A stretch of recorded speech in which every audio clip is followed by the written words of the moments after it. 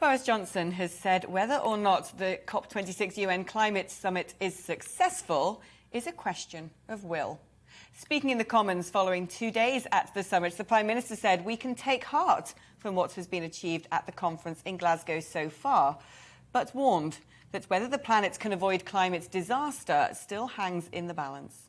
His comments come after Chancellor Rishi Sunak said the private sector also needs to step up to help fund the global fight against climate change, in addition to public funds. He announced that private firms will be legally obliged to produce transition plans for becoming more green or risk financial penalties. 6 years ago, Paris set the ambition. Today, in Glasgow, we're providing the investment we need to deliver that ambition. Everyone, everywhere, having fresher water to drink, cleaner air to breathe, better insulated homes in which to live. That's the vision we're asking you to commit to. That's the opportunity we're asking you to invest in. And that's the work that we're asking you to begin today. Well, our political editor, Darren McCaffrey, is live at the COP26 summit in Glasgow and joins me now. Darren, give us an update on this. Today's all about the financial discussions, isn't it? What sort of comments have been coming out from COP26 today? Yeah, it really is. Alex, in many ways, how do you reach these kind of rather ambitious climate change targets that countries seem to be set? Well, in the end, it's kind of following the money, isn't it? Because it's going to involve an awful lot of money. And you're right to say today was kind of Finance Day. We've seen finance ministers from across the world here.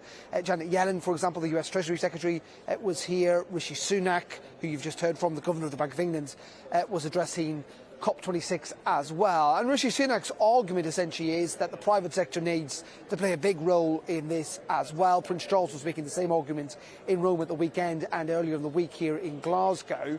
And that's why they've come up with this idea of $130 trillion funds, or the assets, $130 trillion assets that are going to align now to kind of become greener in that essence. That going forward they're going to try and set these rather ambitious targets to try and meet some of those climate change ambitions over the next 5, 10, 15 years or so. Saying that when you talk about these almost eye-watering sums of money, I mean, it's difficult to imagine what $130 trillion looks like. It does pose that question of how is it possible at all to try and track that money is going towards green investment or not. And then there is also controversy, and you've alluded to this, about legally obliging companies to kind of state publicly how they are doing in the progress to become greener. Many will feel that is a step too far for the government. Many will feel that is going to only add to the kind of bureaucracy and red tape and the costs for businesses, and that may well get passed on to consumers. But the argument from the kind of delegates and negotiators and the politicians here at COP is that in the end this cannot simply be left to government or indeed just to individuals, but the mantle has to be taken up by private business as well.